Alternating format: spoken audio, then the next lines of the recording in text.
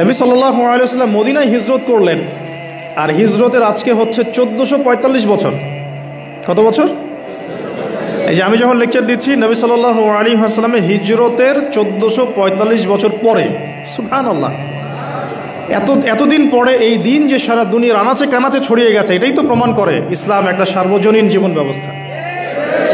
এই যে মালয়েশিয়াতে কি নবী সাল্লাল্লাহু আলাইহি ওয়াসাল্লাম পায়ে হেঁটে এসে দাওয়াত দিয়ে গেছেন? এখানে লক্ষ লক্ষ কোটি কোটি মানুষ মুসলিম, আল্লাহু আকবার। সাইবেরিয়াতে মুসলিম আছে, অস্ট্রেলিয়াতে মুসলিম আছে, আফ্রিকায় মুসলিম আছে, আপনি ইউরোপে যান সেখানে মুসলিম পাচ্ছেন। ওই যে আফ্রিকার ওই যে ঘানা, নাইজেরিয়া ইত্যাদি, জিম্বাবুয়ে, কেনিয়া, ওই আবিসিনিয়া, ইথিওপিয়া, ইরিত্রিয়াতে পর্যন্ত আপনি গিয়ে মুসলিম পাবেন। আল্লাহু আকবার। তো এটাই তো প্রমাণ করে যে ইসলাম আল্লাহ রাব্বুল আলামিনের পক্ষ থেকে একটা মানে কি বলবো, সর্বস্বীকৃত এবং চূড়ান্ত একটা জীবন বিধান। তো এখন নবী সাল্লাল্লাহু আলাইহি ওয়াসাল্লামের হিজরতের হয়ে গেল 1445 বছর, আর নবীজি এসেছেন মানেই কিয়ামতের আলামত শুরু হয়ে গেছে। নবীজি কি বলেছেন? কিয়ামতের প্রথম আলামত হচ্ছে আমি নিজেই, আমার আগমনটাই হচ্ছে কিয়ামতের আলামত সুগরা, ছোট। আমার যে আগমন এবং কোরআন চলে আসছে, রেভলিউশন বন্ধ, এটাই তো আমার ওফাত, এটাই তো হচ্ছে কিয়ামতের প্রথম আলামত। 1445 বছর পরে আমাদের কি বোঝার বাকি আছে যে আমরা এখন ক্লোজিং টাইমের দিকে যাচ্ছি? এইটা বোঝার জন্য কি আপনার পিএইচডি করার দরকার আছে?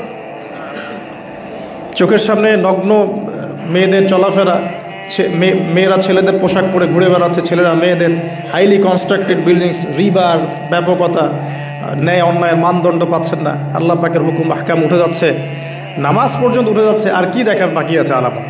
এরপরেও কিছু মানুষকে বোঝাতে হয় যে এটা শেষ জামানা চলছে। এটাই দুঃখের ব্যাপার। যাই হোক, এখন নবী সাল্লাল্লাহু আলাইহি ওয়াসাল্লাম নিজে গেলেন মদিনায়, গিয়ে দেখ রোজা রাখে, মুহররম মাসে রোজা রাখে। নবী জিজ্ঞাসা করছেন সাল্লাল্লাহু আলাইহি ওয়াসাল্লাম, নাম শুনলে দরুদ পড়বেন, মনে মনে সাল্লাল্লাহু আলাইহি ওয়াসাল্লাম বলবেন যে তোমরা কি জন্য সওম রাখছো? বললেন বা বলল যে আনজাল্লাহু আযজা ওয়া জাল মূসা ওয়া কওমাহ, এই দিনে আল্লাহ রাব্বুল আলামিন মূসা আলাইহিস সালাম এবং তার কওম মানে নাজাত দিয়েছেন। ওয়া গারাকা ফিরআউন ওয়া কওমাহ, এবং আল্লাহ রাব্বুল আলামিন এই দিনেই ফিরআউন এবং তার কওমকে ডুবিয়ে দিয়েছেন। এই দিনে আল্লাহ রাব্বুল আলামিন মূসা আলাইহিস সালাম আর ফিরআউনকে মূসা আলাইহিস সালাম এবং তার সাথীদেরকে উদ্ধার করেছেন, ফিরআউন এবং তার দলবলকে ডুবিয়ে দিয়েছেন। কোন সাগরে? লোহিত সাগরে। এজন্যে শুকরিয়া স্বরূপ মূসা আলাইহিস সালাম সওম রেখেছেন, এজন্য আমরাও সওম রাখি। তখন নবী সাল্লাল্লাহু আলাইহি ওয়াসাল্লাম বললেন যে নাহনু আহাক ওয়া আউলা বিমূসা মিনকুম, আমরা মানে উম্মতে মুহাম্মাদি, আমরা তোমাদের চাইতে মূসা আলাইহিস সালামের অনেক বেশি হকদার বেশি। এজন্য আমরা এই 10ই মুহররম সওম রাখি, আশুরার দিন। তাই তিনি বলছেন আমি আগামী বছর বেঁচে থাকলে 9 তারিখ বা 11 তারিখ আরও একটা সওম বেশি রাখবো। এখন আসুন আমি ইস্তেগফারের আপনাদেরকে 2-3টা দোয়া শিখাই দেই আগে ছোট্ট করে। 1 নাম্বার, যারা একটু পড়াশোনা করেন মাশাআল্লাহ, তারা এইটা পড়বেন, সৈয়দুল ইস্তেগফার। সৈয়দুল ইস্তেগফার আমার সাথে বলবেন, আল্লাহুম্মা আনতা রব্বি লা ইলাহা ইল্লা আনতা খলাকতানি আনা আবদুক ওয়া আনা আলা আহদিক ওয়া ওয়া'দিকা মাসতাতা'ত আউযু বিকা মিন শাররি মা সানা'ত আবু'ু লাক বিনি'মাতিকা আলাই ওয়া আবু'ু বিযানবি ফাগফিরলি ফাইন্নাহু লা ইয়াগফিরু যুনুবা ইল্লা আনতা। এই যে আমরা গত লেকচারে বলেছিলাম যে আমাদের ইবাদতগুলো অন্তঃসার শূন্য হয়ে যাচ্ছে এই কারণে, বিকজ আমরা অর্থটা বুঝি না। এই যে দোয়াটা আপনি করলেন, নবী সাল্লাল্লাহু আলাইহি ওয়াসাল্লাম বলেছেন যে এই দোয়া পড়ার পরে যদি কেউ সকালে পড়ে রাত্রের আগে মারা যায়, জান্নাতে চলে যাবে। রাতে পড়ে সকালের আগে ইন্তেকাল করলে জান্নাতে চলে যাবে। তো কি পড়লাম? আল্লাহ পাক বলছেন, নবী সাল্লাল্লাহু আলাইহি ওয়াসাল্লাম বলছেন আল্লাহুম্মা হে আল্লাহ আনতা রব্বি, আল্লাহ তুমি আমার রব, খলাকতানি তুমি আমাকে সৃষ্টি করেছো, আনা আবদুক আমি তোমার বান্দা, আনা আলা আহদিকা আমি তোমার সাথে যে অঙ্গীকার করেছি এর উপরে আছি, মাস্তাতা থাকার চেষ্টা করছি, আমি সাধ্যমতো থাকার চেষ্টা করছি, আবু'ু লাকা বিনি'মাতিকা আলাই আমার উপরে আমার যে উপরে তুমি যে নিয়ামত দিয়েছো আল্লাহ, এগুলো আমি স্বীকার করছি। হে আল্লাহ তুমি আমার উপর যত নিয়ামত দিয়েছো আমি স্বীকার করছি, ও আবু'ু বিযানবি আমার যত গুনাহ আল্লাহ সব স্বীকার করছি। এইভাবে যদি বান্দা আল্লাহর কাছে দোয়া করে, আল্লাহ মাফ করবেন না? সুবহানাল্লাহ। ফাগফিরলি, আল্লাহ আপনি আমাকে মাফ করুন। ফাইন্নাহু লা ইয়াগফিরু যুনুবা ইল্লা আনতা, কারণ আপনি ছাড়া যুনুব কেউ ক্ষমা করতে পারেন। ব্যাস এইভাবে বুঝে বুঝে, এটা যদি না পড়েন অ্যাটলিস্ট এতটুকু, আস্তাগফিরুল্লাহাল্লাযী লা ইলাহা ইল্লা হুয়াল হাইয়ুল কাইয়্যুম ওয়া আতুবু ইলাইহি, এইটুকু। আর এটাও যদি না পড়েন, না পড়াটা একটু লজ্জার যদিও বা, তাও যদি না পড়েন তাহলে বলবেন আস্তাগফিরুল্লাহ ওয়া আতুবু ইলাইহি, আস্তাগফিরুল্লাহ ওয়া আতুবু ইলাইহি। আসুন তাহলে আমরা কাজগুলো পেয়ে গেলাম। এখন আসুন আমরা কেন রোজা রাখছি। নবী করিম সাল্লাল্লাহু আলাইহি ওয়াসাল্লাম এখানে উদ্দেশ্যটা বলছেন। এই দিনে কি করা হয়েছে? মুসা আলাইহিস সালাম এবং তার কওমকে নাজাত দেওয়া হয়েছে, ফেরাউন তার কওমকে ডুবিয়ে দেওয়া হয়েছে। এই তো এই রোজার সাথে কিন্তু হুসাইন রাদিয়াল্লাহু আনহুর কারবালার শাহাদাতের কোনো সম্পর্ক নাই। এটা একটা আকীদা পরিষ্কার করে নেবেন। হুসাইন রাদিয়াল্লাহু আনহুর কারবালার ঘটনা হয়েছে নবী সাল্লাল্লাহু আলাইহি ওয়াসাল্লামের ইন্তেকালের 60 বছর পরে। শরীয়ত ক্লোজ হয়ে গেছে না নবী সাল্লাল্লাহু আলাইহি ওয়াসাল্লাম ইন্তেকালের সাথে সাথে, নাকি আরও শরীয়ত আসবে? তো শরীয়তে কোনো নতুন বিধান কি এরপরেও চালু করা যাবে? এই দিনে অনেক ঘটনা ঘটেছে। এই ঘটনাগুলোর সম্পর্কে কিছু দুর্বল বর্ণনা আছে বিধায় আমি বলছি না পাবলিকলি। বলা হচ্ছে এই দিনে নূহ আলাইহিস সালামের কিস্তি, ওই যে কিস্তি প্লাবনে ভেসে ভেসে এই দিনে জুদি পাহাড়ে এসে নোঙর করেছে। এরকম অনেক ঘটনা। এই দিনে মুসা আলাইহিস সালামকে নাজাত দেওয়া হয়েছে, এই দিনে ফেরাউনকে ডুবিয়ে দেওয়া হয়েছে, এরকম অনেক ঘটনা আছে। কিন্তু এই দিনে রোজা রাখার উদ্দেশ্য হচ্ছে এই নাজাতে মুসা। এইটা হুসাইন রাদিয়াল্লাহু আনহুর শাহাদাতের কষ্টে রাখছি না আমরা, ওইটা আমাদের জন্য আরেকটা জায়গা।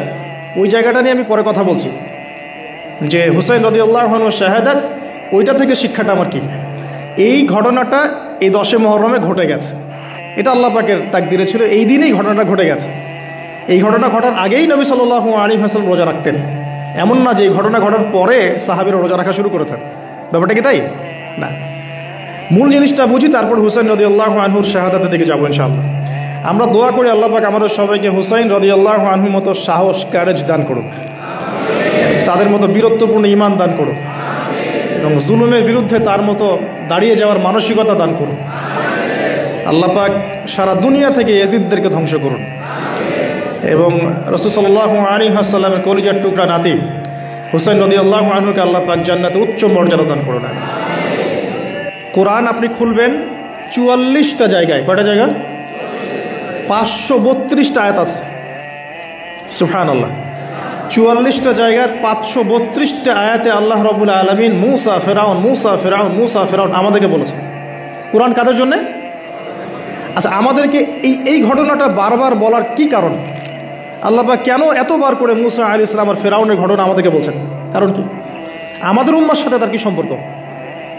সম্পর্ক হচ্ছে নবী সাল্লাল্লাহু আলাইহি ওয়াসাল্লামের সোনালী যুগ যেটা, সেটা চলে যাওয়ার পরে এই ফিতনার যুগে সারা বিশ্ব জুড়ে নতুন নতুন ফেরাউনদের উদ্ভব হবে ইনশাআল্লাহ। হয়েছে কি হয় নাই? এবং এটা চিরায়ত পরিণতি। আল্লাহ পাক এই এতবার করে 532 বার এই মানুষদেরকে ফেরাউনের গল্প কেন শোনাচ্ছেন? যাতে ফেরাউনের পরিণতি সম্পর্কে এরা সচেতন হয়, যাতে ওরাও ফেরাউনের পরিণতি সম্পর্কে সচেতন হয়। কে ফেরাউন? তার নাম রেমেসিস II। রেমেসিস, তো ফেরাউন কোনো নাম নয়, এটা একটা রাষ্ট্রীয় পদ, ঠিক আছে? তো তার একটা নাম ছিল, আমি নামটা এই মুহূর্তে স্কিপ করে ফেলছি, সম্ভবত আল্লাহ মাফ করুন, আমি নামটা ভুলে গেছি। তো রেমেসিস II হচ্ছে তার একটা নাম, আরেকটা নাম আছে, আল্লাহ মাফ করুন। তো কি কারণে সে ফেরাউন হলো? কেন তাকে ফেরাউন বলা হচ্ছে? এক দেখুন, ইউযাববিহুনা আবনাআকুম ওয়া ইস্তাহয়ুনা নিসাআকুম। মুসা আলাইহিস সালামের কওমের ছেলেদেরকে মেরে ফেলছে, মেয়েদেরকে জীবিত রাখছে। এখন আশুরার সাথে এগুলোর কি সম্পর্ক? এবার এই বিষয়টা দেখুন, একটু খেয়াল করুন, একটু মনোযোগ দিন। নবী মুসা আলাইহিস সালামকে আল্লাহ রাব্বুল আলামিন জন্ম দিয়েছেন কোন বছর জানেন? যেই বছর ওই সন্তান জন্মটা স্থগিত ছিল, মানে 1 বছর তারা সন্তান, জ্যোতিষীরা বলেছিল একজন আসবে তোমার সিংহাসন কেড়ে নিবে। মুসা আলাইহিস সালামের নাম উল্লেখ করা হয় নাই। ফেরাউন খুব সতর্ক, এরপর থেকে যে বাচ্চাই জন্ম নেয় হত্যা করা হয়। সুবহানাল্লাহ। তো মুসা আলাইহিস সালামকে আল্লাহ পাক জন্ম দিয়েছেন পরের বছর, মানে যে বছর এই করা চলছে তার পরের বছর মুসা আলাইহিস সালাম জন্ম নিয়েছে। এবার তার মা তো ভীত সন্ত্রস্ত, কি করবেন, কিভাবে হবে। ফেরাউন জানতে পারলে তো মেরে ফেলা হবে। এখন আল্লাহ পাক তাকে ওহী করলেন। এই ওহীটা নবুয়ত না, কিন্তু মনের মধ্যে ইলহাম। এটা কি বলি? ইলহাম। যে তুমি তোমার সন্তানকে ভাসিয়ে দাও। কোথায় ভাসাবে? কোনো মা পারবে? বলেন তো, মারা কি এটা পারবে? ও মুসা আলাইহিস সালামের মায়ের কলবটা কেঁদে উঠলো। আল্লাহ পাক বলছেন, আমি যদি তার কলবকে দৃঢ় না রাখতাম সেই কাজ করতে পারতো না। সুবহানাল্লাহ। তার অন্তরকে দৃঢ় কে রাখে? আল্লাহ। আমরা সে আল্লাহর কাছে অন্তরের কলবের দৃঢ়তা কামনা করি। আমি এই জায়গা থেকে একটু মনোযোগ দিয়ে বুঝতে হবে, আস্তে আস্তে শেষ করে দিব। এবার আল্লাহ রাব্বুল আলামিনের শান এবং তার পরিকল্পনা দেখুন। আল্লাহ পাক মুসা আলাইহিস সালামের চেহারার মধ্যে মোহাব্বত, ভালোবাসা দিয়ে দিয়েছেন। মানে সুবহানাল্লাহ। অনেক মানুষ আছে না, বাচ্চা দেখলে মহব্বত জায়গায় ভালো লাগে, খুব আদর করতে ইচ্ছা করে। ফেরাউনের ঘরে সন্তান নাই, তার স্ত্রী পানির ঘাটে, বাচ্চা চলে আসলো। বাচ্চা দেখে সে বলছে, মাশাআল্লাহ, এত চমৎকার একটা সন্তান, ফুটফুটে বাচ্চা। ফেরাউনের কাছে নিয়ে গিয়ে বলছে, একে রেখে দেই, লা তাকতুলু, তাকে হত্যা করো না, আসা ইয়ানফা'না আও নাত্তাখিযাহু ওয়ালাদা, তাকে আমরা রেখে দেই, হয়তো সে উপকারে আসবে, অথবা কোনো আমরা তাকে সন্তান হিসেবে গ্রহণ করতে পারি। তো ফেরাউন কিন্তু খুব সতর্ক ছিল। তারপরেও আল্লাহ পাক তারই ঘরে মুসা আলাইহিস সালামকে বড় করলেন। সুবহানাল্লাহ। আর মুসা আলাইহিস সালাম ফেরাউনের স্ত্রী দুধও পান করছে না। তখন মুসা আলাইহিস সালাম একজন বোন আছে, সে গিয়ে তাদেরকে খবর দিল যে আমরা কি তোমাদেরকে হাল আদুল্লুকুম আলা মান ইয়াকফুলু, এমন একজনের কথা বলবো যে মুসাকে দুধ পান করাবে, এই বাচ্চাকে দুধ পান করাবে। আল্লাহ পাকের কি কৌশল! আল্লাহ পাক ওই মায়ের কোলেই আবার মুসা আলাইহিস সালামকে ফিরিয়ে দিলেন।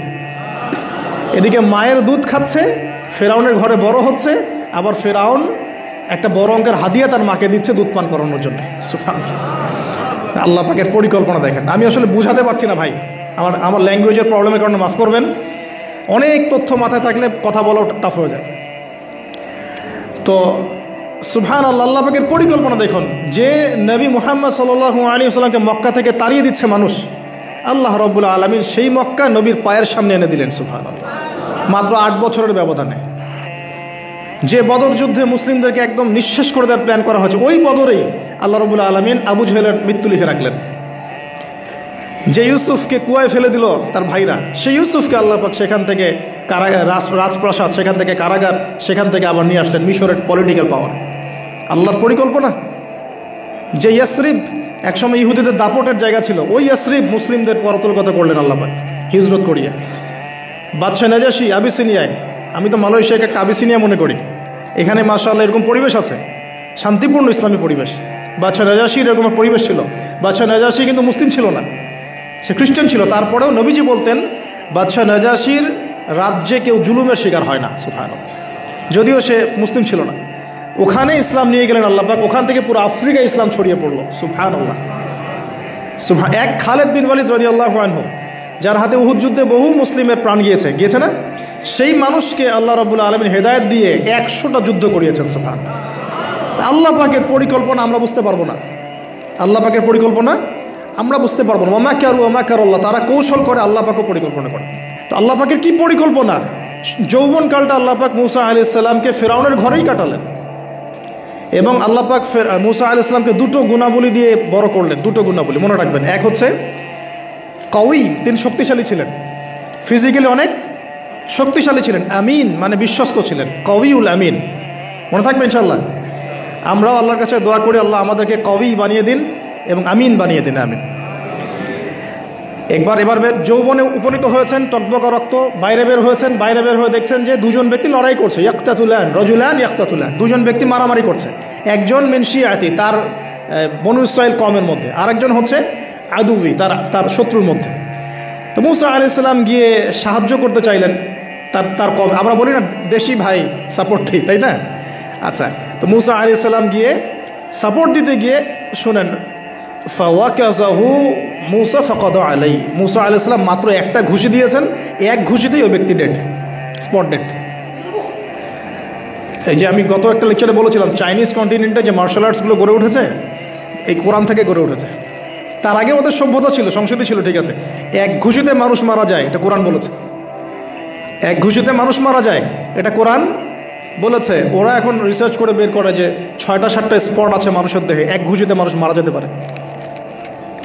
কোরআনকে আমরা মূল্যায়ন করি না, কিন্তু কোরআনকে সারা দুনিয়ার অমুসলিমরা মূল্যায়ন করে ওদের স্বার্থে। ওদের স্বার্থে তারা আমাদের কোরআনকে মূল্যায়ন করে, আমাদের হাদিসকে মূল্যায়ন করে। আমরা করতে চাই না, আল্লাহ মাফ করুক আমাদেরকে। আমরা কোরআন পড়তে চাই না, গবেষণা করতে চাই না, অর্থ বুঝতে চাই না, একটু আরবি ভাষা শিখতে চাই না, কোরআনের বালাগাত ডেইলি একটু তেলাওয়াত করবো এক পারা, সেটা করতে চাই না। আল্লাহ পাক আমাদেরকে মাফ করুক এবং কোরআনওয়ালা বানিয়ে দিন আমিন। কথাগুলো বলার উদ্দেশ্য আপনাদেরকে আঘাত করা নয়, আমি জাস্ট আপনাদের কলবে একটু ধাক্কা দেওয়ার চেষ্টা করছি, যাতে করে আপনারা সবাই কোরআন তেলাওয়াত করেন ডেইলি এক পারা করে। আল্লাহ কবুল করে নেন। এবার আসুন দেখুন, এবার কি হলো, এটা ইন্টেনশনালি ছিল না, আনইনটেনশনালি মুসা আলাইহিস সালাম এখন কিন্তু মানে হত্যার অপরাধী হয়ে গেছে, তাই না? ফেরাউন তাকে ধরার জন্য বের হয়েছে দলবল নিয়ে, ওকে ধরতে হবে, এবার অ্যারেস্ট করতে হবে। তো একজন এসে পরামর্শ দিল যে তুমি এখান থেকে চলে যাও, তুমি এই মিশর থেকে চলে যাও, বের হয়ে যাও, নাহলে ফেরাউনের বাহিনী তোমাকে পেলে ধরে ফেলবে। এবার মুসা আলাইহিস সালাম চলে গেলেন কোথায়?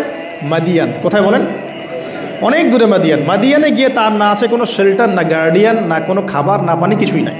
ঠিক নবী সাল্লাল্লাহু আলাইহি ওয়াসাল্লামের সাহাবীরা হিজরত করেছেন আবিসিনিয়ায়, নবীজি হিজরত করেছেন একবার তায়েফে, ওখানে মার খেয়ে চলে আসতে হয়েছে না?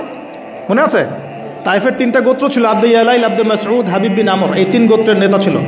এরা নবী সাল্লাল্লাহু আলাইহি ওয়াসাল্লামকে ছোট ছোট বাচ্চাদেরকে দিয়ে পিটিয়েছিল, নাউযুবিল্লাহ। তারপরে নবীজি বদদোয়া করেন নাই, ওখান থেকে চলে আসছেন মক্কায়। আমি গুছিয়ে বলছি শর্ট করে।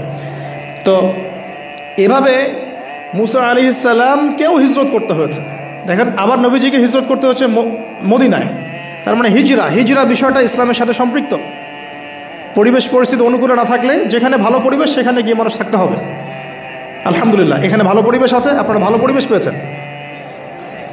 কিন্তু যারা চ্যালেঞ্জ গ্রহণ করে সমাজের জাহিলিয়াতগুলোকে সরানোর চেষ্টা করবে, সংস্কারের চেষ্টা করবে, তারা আল্লাহর কাছে অনেক বেশি পছন্দের।